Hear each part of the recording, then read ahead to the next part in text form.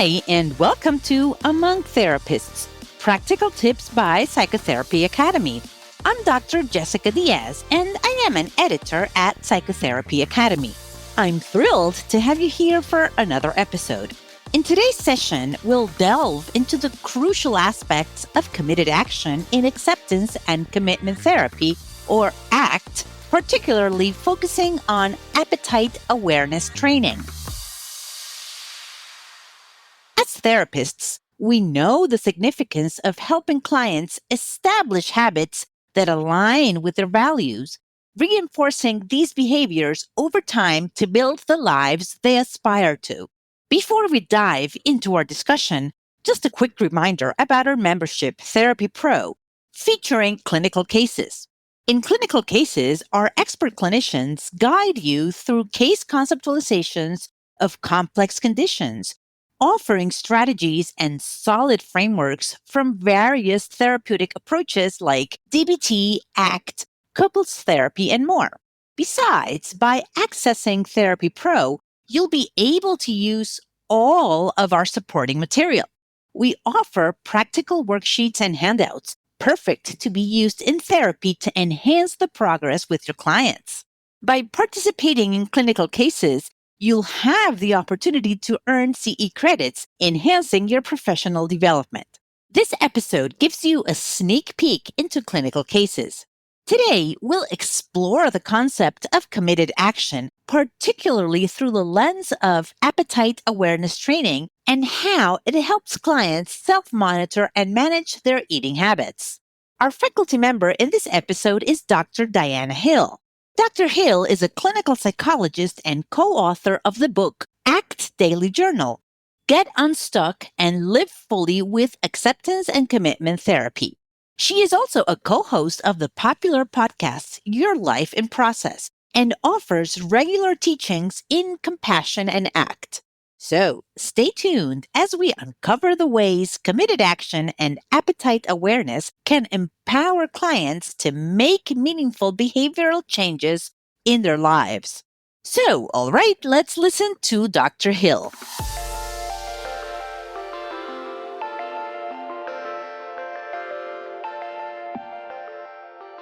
So the sixth process is called committed action. And ACT at its very core is a behavioral psychology. And what that means is that we are often looking at what are the behaviors that would be the daily patterns that as they client does them and reinforces them with their values and repeats them over time, builds the life that they want.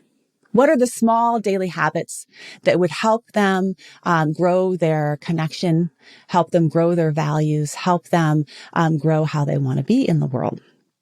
And I mentioned early on about something called appetite awareness training.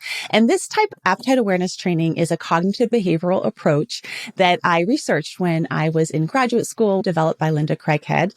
And it was used for folks that struggle with binge eating, overeating, and folks that struggle with restricted eating. And the idea behind appetite awareness training is helping clients begin to self-monitor their hunger and fullness cues so that they can use their hunger and fullness to guide their eating as opposed to external cues like trying to control their emotions or cravings or food rules that they should or shouldn't eat X, Y, and Z. So one of the committed action skills that I worked on with this client was creating a monitoring form. And you can do this either with an app. There's lots of apps out there that you can track things on. Folks can do this pencil and paper if they like to use pencil and paper forms, or he just preferred to use something in his notes section, where at least one meal a day, and preferably all meals in the beginning, but you have to be flexible because not every client is going to be able to do, you don't want to set the behavioral goals too high that the client actually doesn't follow through on them. But at least one meal a day, have the client begin to track their hunger level on a scale from 1 to 7 before eating, where 7 is stuffed and 1 is really, really, really hungry, and 4 is neutral. So on scale from 1 to 7 before eating, how hungry were you? Now, some people might not even know what hunger or fullness is. So that can even be part of the discussion. How do you know if you're hungry? What does your body feel like, sound like, sense when you are hungry? And what is a 1 for you versus a 2 for you versus a 7 for you? And then also track on a scale from 1 to 7, how full they were when they stopped. So you'll have 2 scores that they'll be tracking: their hunger and fullness before eating and their hunger and fullness after eating. What we know about behavioral tracking is that just tracking something is an intervention in itself, because you're bringing more awareness to the things that you want to grow.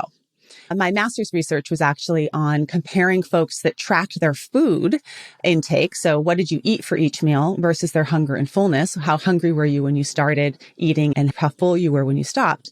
And what I found was that folks that track their food get more obsessive about food, more preoccupied about food, think about food more. And this is actually something that folks with binge eating disorder, we don't want to increase. They already are thinking about food plenty, but we want to increase their awareness of their body signals and using those signals to guide their eating.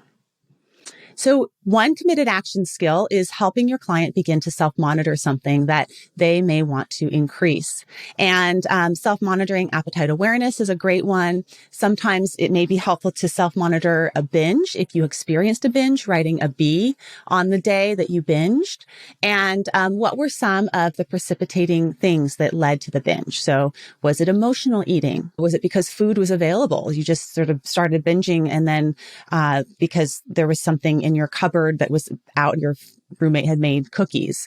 Did you start eating because you felt like you broke a rule and you were following really tightly to what your thoughts were telling you? And that can be helpful in you deciding which processes you may want to target with the client when you get a sense of the different types of binges that they're having. Another aspect of committed action is making the behavior changes that you're working on with your clients really small.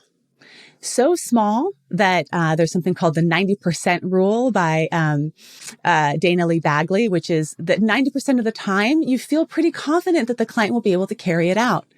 I have often sent clients off with tasks that I thought were really small, but then they weren't small enough that the client ended up feeling really disappointed that they weren't able to carry them out. So even something like exercising 20 minutes a day, moving your body 20 minutes a day, may be too big of a task.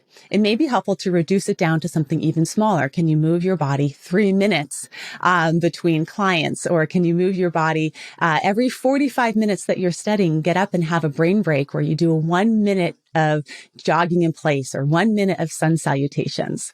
That was something that this client and I worked on because it was really helpful for him, because it took him longer, given his dyslexia, to study, to have these brain breaks throughout his study periods where he would get up and just move his body, go walk around the block outside, call somebody for just a few minutes and check in, that were helpful in breaking up the study session. So that was part of the committed action skills that we worked on. We worked on also committed action around how to get him some more support. So certainly looking at contextual factors is really important. This was not just an individual sort of his fault that he was struggling with the MCAT. He needed some more support, especially with his dyslexia, making sure that he had extra time on the exams, making sure that he had a tutor that specialized in learning differences that could help him, and how to be psychologically flexible, use all of these other psychological flexibility processes of acceptance and diffusion and values to motivate him to seek out some of this help and support. So ultimately, we also looked at self-compassion with committed action as well, because a lot of the ways in which he was engaging in relating to himself around food and eating was quite punishing. And what would it be like that if he responded to a binge with kindness and love as opposed to self-punishment? And part of that looked like for him, when he binged, waiting until he was hungry again. And when he was hungry, eating something that felt really nourishing as opposed to restricting his food. And that intervened with that cycle of avoidance for him.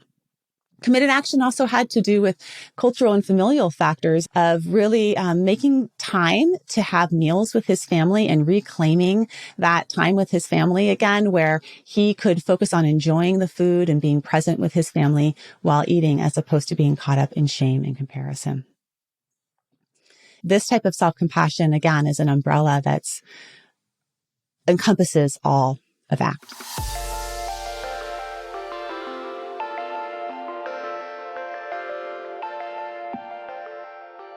All right, so that concludes our exploration of committed action and the role of appetite awareness training in therapy. Let's recap the key points we discussed today. In therapy, committed action refers to the daily habits clients develop that align with their values, helping them build meaningful lives over time. Appetite awareness training is a cognitive behavioral approach that encourages clients to self-monitor hunger and fullness cues, guiding their eating habits instead of reacting to emotions or cravings. Tracking behaviors can increase awareness and support growth, but it's crucial to keep goals achievable to prevent client frustration and disappointment. Self-compassion plays a vital role in committed action, allowing clients to respond to setbacks like binge episodes with kindness rather than self-punishment. Incorporating small, manageable changes and seeking support can significantly impact a client's progress and psychological flexibility. Remember, therapy aims to help clients live in accordance with their values, even amidst discomfort and challenges. Great, that's all for now. Thank you for joining us today as we explored the world of committed action and appetite awareness training in therapy. Stay tuned for our upcoming episodes where we'll continue to provide practical psychotherapy tools to enhance your practice.